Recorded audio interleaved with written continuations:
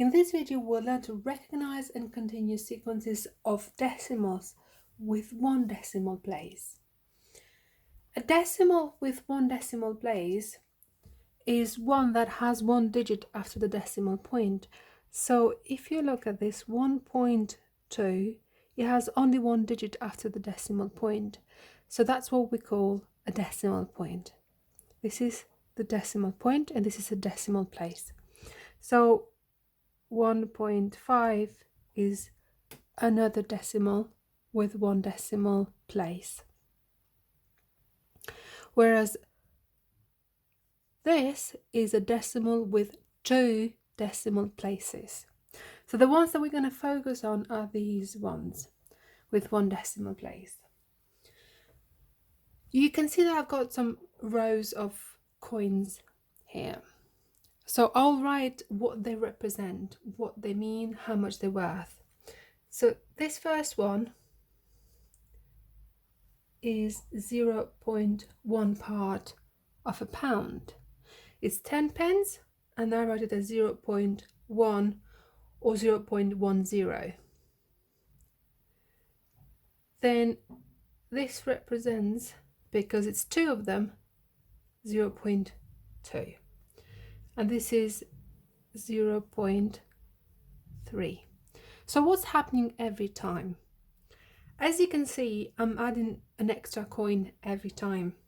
So you can expect that here will be an extra coin. I've got 3 already, we'll add another one, so that will make 0.4. And then 0.5, 0.6, and so on. It would be this exactly the same even if I wrote this. This probably helps you because you know that this is how we write money in, with a pound sign in front.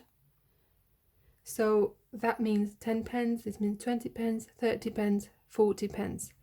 What am I adding every time? I'm adding 10 pence every time. Now we'll look at the next example. We've got 50 pence, and that is half of a pound, so I'll write it as 0.5. And two 50 pence coins make 1 pound, so 1 comes next. 3 of them make 1.5, so I'd write it like this. If I add another 50 pence coin, that would make 2 pounds. So I'm referring to pounds because it's easy to, and we use money every day. However, when I'm writing these, I'm not using money because you could have a sequence without the pound symbol. So I want us to get used to doing both of them. So we've actually done this one. Now let's look at the next one. So this is 2 pence. So the way that we write 2 pence is this. So we leave a gap of 0 for the 10p coins because we haven't got any. And we write it as 0.02.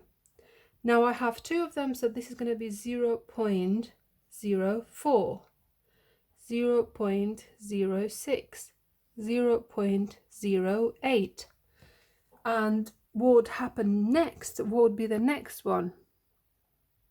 That would be 0.10, because that would mean now I have 10p.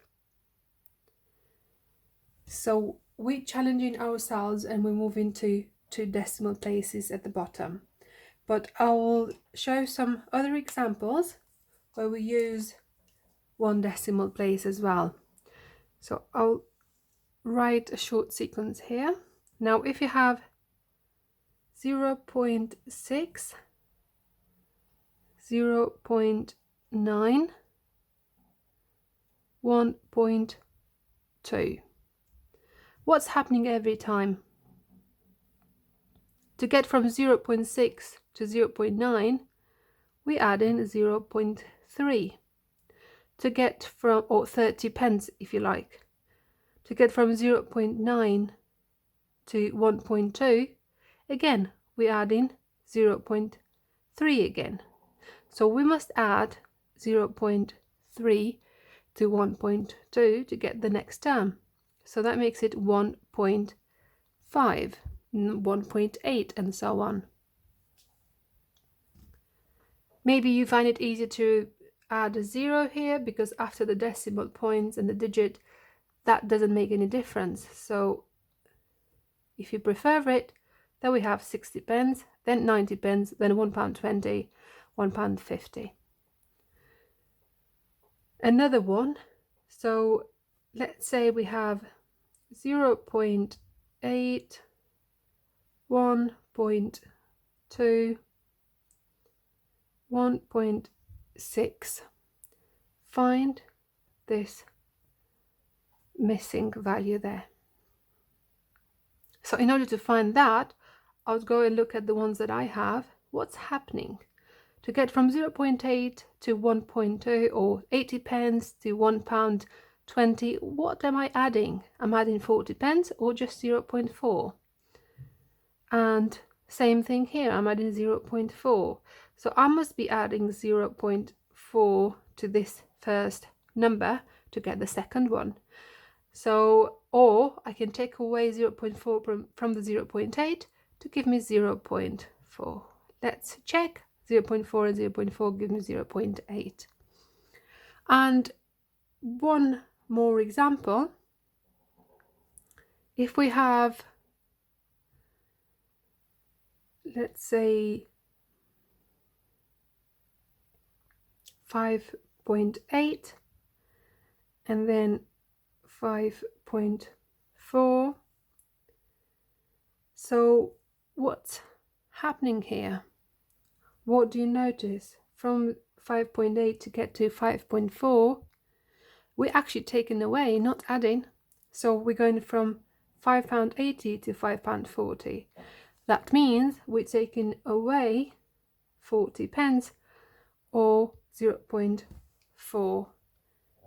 So what we'll be doing to the next one is taking away 0.4 again.